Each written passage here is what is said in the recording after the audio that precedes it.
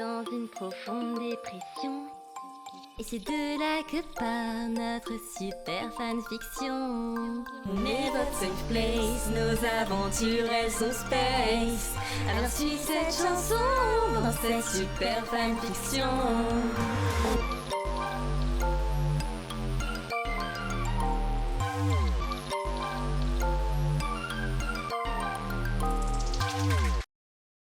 Quelques jours étaient passés depuis la course d'orientation.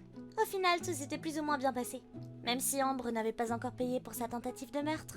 Je marchais dans un couloir lorsqu'une fille arriva vers moi. Elle avait de longs cheveux bruns et semblait sûre d'elle. Hey, c'est toi Yuki? Oh oui? Je m'appelle Priya. J'ai entendu ce qui t'était arrivé avec l'autre là, Ambre.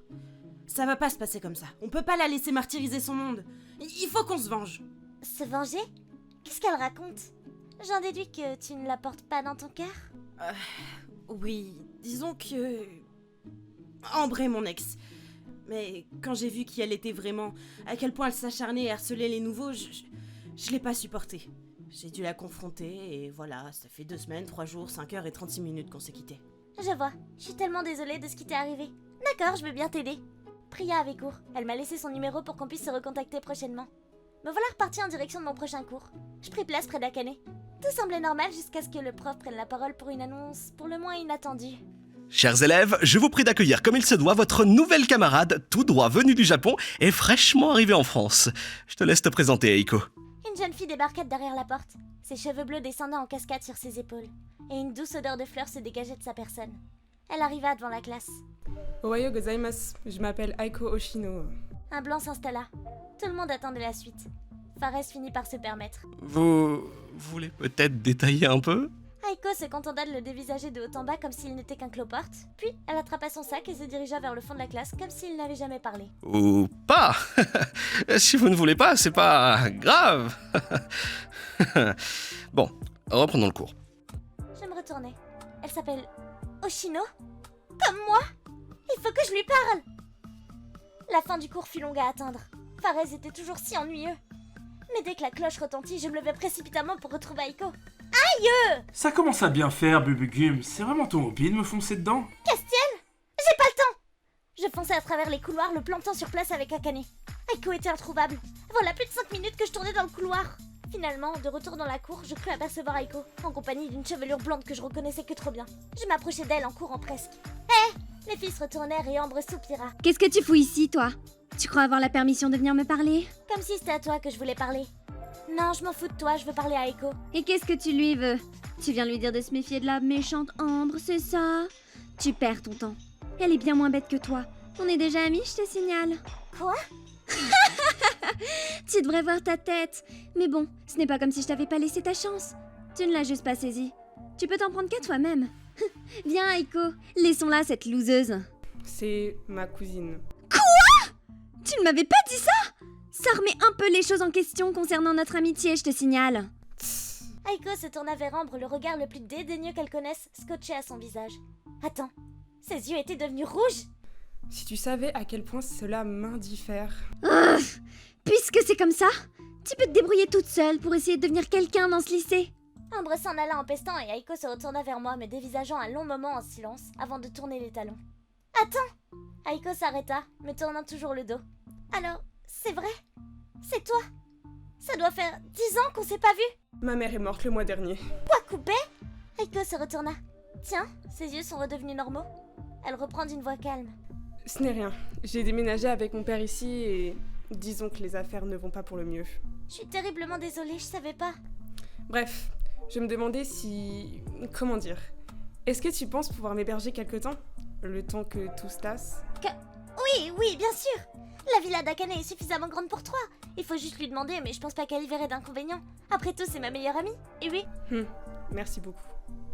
Eh, Bubugum, tu fais déjà ami-ami avec la nouvelle? Ah, Castiel, je te présente Aiko, c'est ma cousine. Elle va habiter chez moi pendant un temps. Hihi.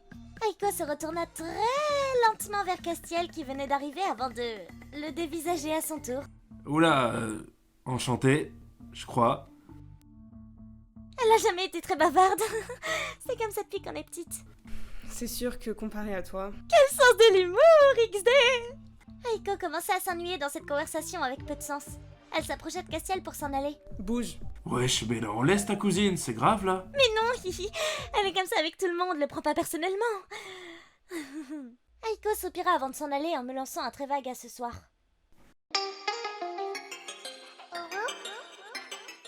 Yuki s'était enfuie comme une voleuse après le cours. Mon Dieu, j'espère qu'il lui arrive rien de grave. Depuis la course d'orientation, je peux pas m'empêcher de flipper. Elle est comme ma sœur, je veux pas la perdre. Je parcourais les couloirs afin de la trouver, jusqu'à arriver dans la cour. Oh, la voilà! Je fonçais vers elle, en courant à toute allure. Mais elle n'est pas seule? Non. Encore ce rebelle aux cheveux rouges. C'est pas vrai, il a vraiment une très mauvaise influence sur elle. Oh, Yuki, t'es là! Éloigne-toi de lui! Qu'est-ce qu'il te veut encore? Tu sais que tu peux me parler si tu te fais harceler. Harcelé? Mais non, enfin, tout va bien. T'as vraiment un problème, toi.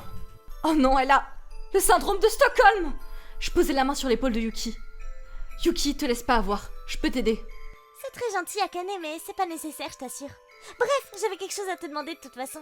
Dis-moi tout, je ferai n'importe quoi pour toi. Eh bien, il s'agit d'Aiko. La nouvelle? Celle qui porte ton nom de famille, c'est ça? Oui, elle cherche un endroit où habiter pendant quelque temps. Tu penses qu'on peut l'héberger? Ah, au fait, c'est ma cousine. Bien sûr, avec plaisir. La villa est bien assez grande avec nos 12 chambres d'amis, et je serai très heureuse de rencontrer ta cousine. Elle aussi, j'en suis sûre.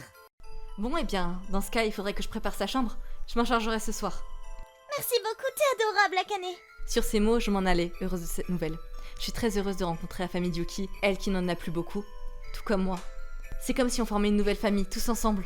En errant dans les couloirs, je tombais sur Nathaniel qui semblait un peu désorienté. Nat?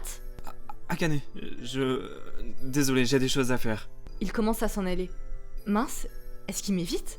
C'est vrai que nous n'avons pas parlé depuis ce baiser. Est-ce qu'il l'aurait mal pris? Je le savais.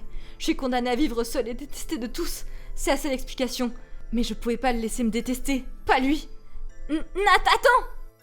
Oui? Tu m'évites? Non, Dis, tu aurais vu la nouvelle? Aiko Oshino? Il change de sujet? Tu parles de la cousine de Yuki? Oui, c'est ça. Eh bien, je l'ai pas encore vue, mais je crois bien qu'elle va habiter chez nous avec Yuki. Ah ouais? Sympa. En fait, je dois la voir pour son inscription.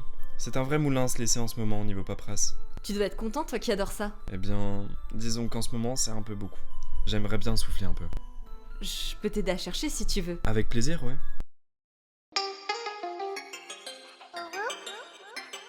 Je m'étais assise dans les escaliers, mes chers AirPods dans les oreilles. Mince, mes yeux ont encore changé de couleur avant. J'espère que personne ne l'a remarqué. Enfin bref, je m'apprêtais à écouter Karma the Beach de Jojo Siwa. Je vissais les écouteurs sur mes oreilles.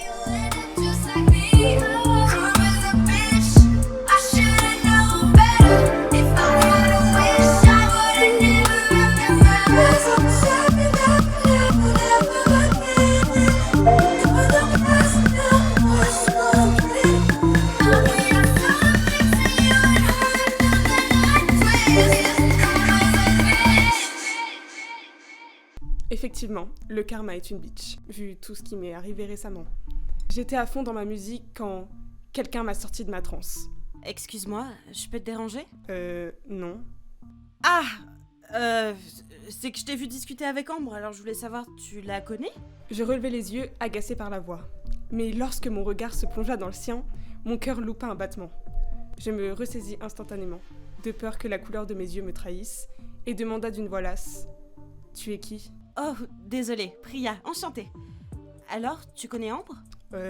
Oui. Enfin, non. On a été amis pendant genre 5 minutes. Ah, je vois. Alors j'imagine que tu voudras bien m'aider pour m'apporter ton aide. Je suis en train de préparer quelque chose contre elle. Non. Il y a eu un silence inconfortable. Faut dire que j'ai l'habitude de faire cet effet aux gens à qui je parle. Heureusement pour mon interlocutrice, le délégué en chef arriva, suivi de la sœur cachée de Lucifer, sauvant ce moment de malaise. Ah, tu es là, Aiko. À ce que je vois, tu sympathises déjà. Je ne répondis rien, le fixant simplement. Je dois te faire signer quelque chose, tu veux bien? Je soupirai, sortant un stylo de ma poche. Peut-être qu'ils me ficheront tous la paix après ça. Mais c'était sans compter l'intervention de Draculora. Aiko, je suis tellement heureuse de te rencontrer. C'est moi, la meilleure amie de Yuki, Akane. Alors comme ça, tu es sa cousine? On va habiter ensemble alors? Je suis sûre qu'on va bien s'entendre. Au fait, tu préfères quelle chambre? On en a tellement. Et ce soir, tu veux manger quoi? Je me contentais d'écarquiller les yeux en grand. C'est qui cette folle? Oula, t'as perdu ta langue? Oh l'enfer! Quoi, toi aussi t'es fan de l'enfer? Mais c'est trop bien! On va vraiment devenir super copines toutes les deux. Je regarde chaque pouilleux autour de moi, dubitative. Est-ce impossible d'avoir la paix dans ce lycée? Je me contente de signer rapidement le papier du blondinet avant de fuir le plus vite possible en espérant que ce serait assez clair comme message pour l'autre folle. Malheureusement, je l'entendis crier derrière moi. À ce soir! J'ai hâte! Dans la cour, je retrouvais Yuki et son pote. Je m'approchais d'elle, encore effrayée de ma dernière interaction. Ce sera pas possible. Sur ces seuls mots, je tournais les talons. Hors de question de vivre avec un tel entourage. Attention!